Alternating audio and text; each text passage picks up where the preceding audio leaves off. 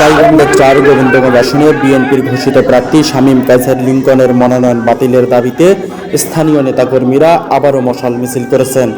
শনিবার সন্ধ্যায় বাগদা ফার্ম থেকে শুরু হয়ে কাটাফাঁসিতলা এলাকায় গিয়ে মিছিলটি শেষ হয়। এ সময় সড়কে অবস্থান নিলে প্রায় ১ ঘন্টা যান চলাচল বন্ধ থাকে।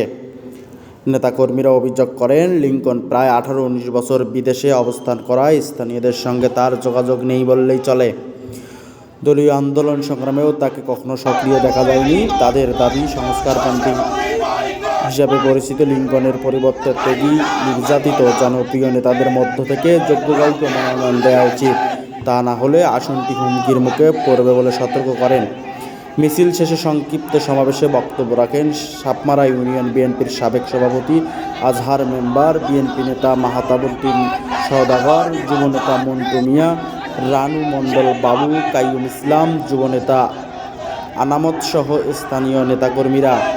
এদিকে প্রার্থী ঘোষণার পর থেকেই উপজেলায় বিক্ষোভ মিছিল, মানববন্ধন ও মশাল মিছিলের মতো কর্মসূচি চলছে। এর আগে গত ২৪ অক্টোবর বিএনপির চেয়ারপারসনের কাছে প্রার্থী পরিবর্তনের লিখিত আবেদন জমা দেন মনোনয়ন বঞ্চিত উপজেলা বিএনপির আহ্বায়ক ফারুক আহমেদ, জেলা বিএনপির সহসভাপতি ফারুক কবির আহমদ সহ ৬ নেতা।